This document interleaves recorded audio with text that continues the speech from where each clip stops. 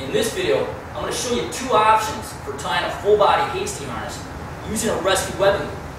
Now there's two applications for the full body harness. One is in a training setting when you want to use a harness in conjunction with a belay line to establish fall arrest protection. The second application is for victim rescue.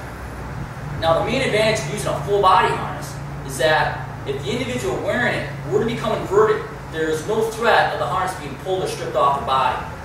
The main advantage of using webbing is that it provides low profile, it's lightweight, and it's very cost efficient when compared to a commercially made full body harness. And taking into account the applications that we're using it for, it's just as effective. In the demonstrations today, I'm going to be using a 9-foot loop, which is made from a 20-foot length of 1-inch tubular webbing. The first harness I'm going to show you allows for attachment in the front at waist level. This harness can be used for both training and for the rescue of a conscious victim. So once you deploy your webbing, you can go ahead and remove the carabiner, but keep it available. Take the webbing and bring it behind you, like so. You place the water knot in the middle of your back or offset it a little bit right or left. It's your choice, but just keep it out of the way. You're going to collect up the ends and balance them out. Now bring them together so one hand's holding them. Reach between your legs and grab the lower loop. You're going to pull that lower loop up and take the ends in one hand and bring them through. Bring that lower loop over the top. So bring the ends through, lower loop over the top, and let go of that lower loop so you can secure both sides. Bring the webbing up to your waist and hips. Now you're going to take each side and put your right arm through one and your left arm through the other. Resecure that carabiner, and you're going to connect those ends together behind your back.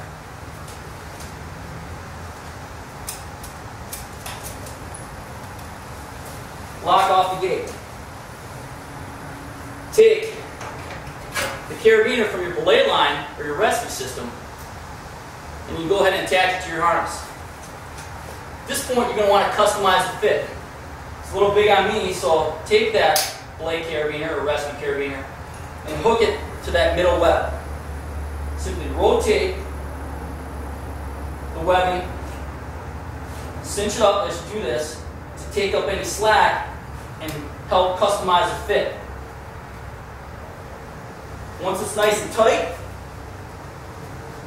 you're going to clip back into that center web.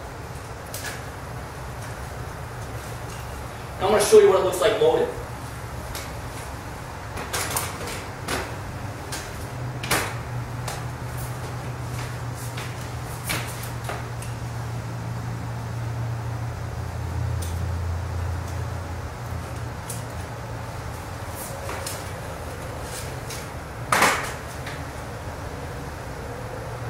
The main advantage in training for this type of harness is that it's easy for the student to connect and disconnect themselves from the belay line.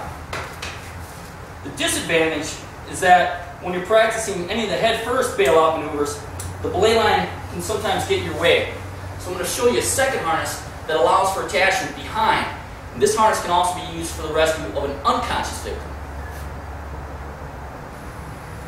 The second option for the full body Hasty harness that I'm going to show you allows for attachment behind your head.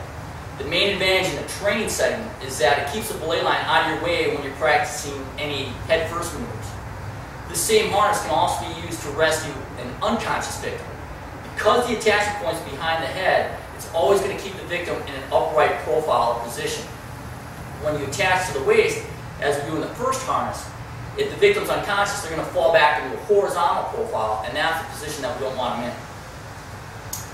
So, just like in the first harness, remove the carabiner but keep it available. You're going to gather the webbing up, and you're going to kind of place it on the ground with the water knot in the center. And what you're trying to do here, I don't know how well you can see this, but you're making a big figure 8 with the cross point being at the water knot. Take your left leg and go through one loop of the 8, and take your right leg and go through the other loop. Water knot stays right in the middle. Make a twist on one side with the webbing and bring one arm through. Same thing on the other side. Another twist and bring that arm through. Bring the webbing up to your waist. Now this is best done, performed with 2 people. I'm going to show you that it can be done with just one. So balance out the ends. And now to take up the slack with this harness, you're going to tie a lace or square knot. So gather the webbing up.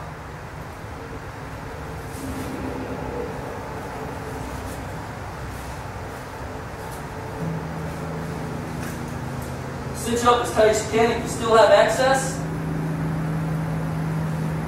you're going to tie another lace knot. Now for safety, take your carabiner, clip the ends together.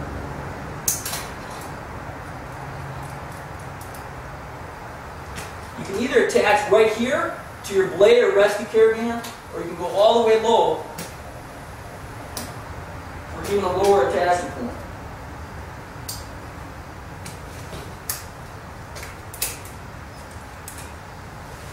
So that's what this harness looks like loaded.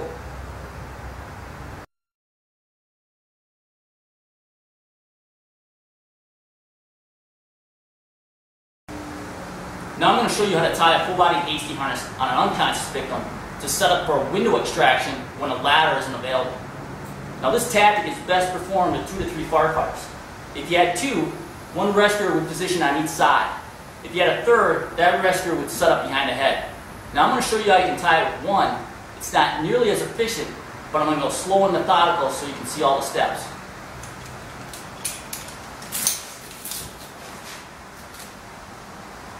Remove the carabiner, but again, keep it available.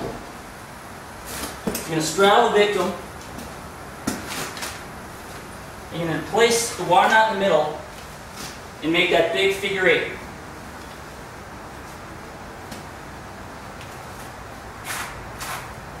Set it up about mid-thigh. Take the lower loop and bring one leg through. Same with the other. Pull the webbing up to the waist. As tight as you can get it. Grab both ends, balance them out. Make that twist on one side and insert an arm through. Bring it up over the shoulder. Make the twist on the other side and bring in that arm through. Bring this webbing loop up to the shoulder. You can start to see why multiple rescuers makes this operation a lot more efficient. Balance out the webbing loops near the head. Go ahead and sit the victim up.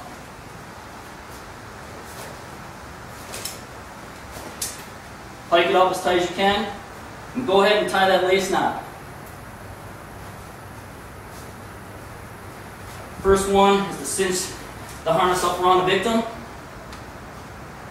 You can finish with another lace knot and make a square knot.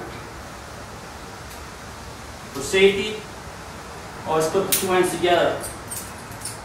Lock that carabiner off. Now if you have an escape system,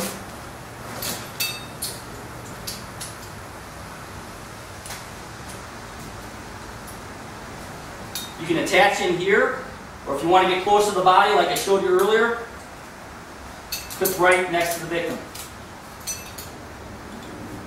Lock it off. I use the Crosby as a follow-up.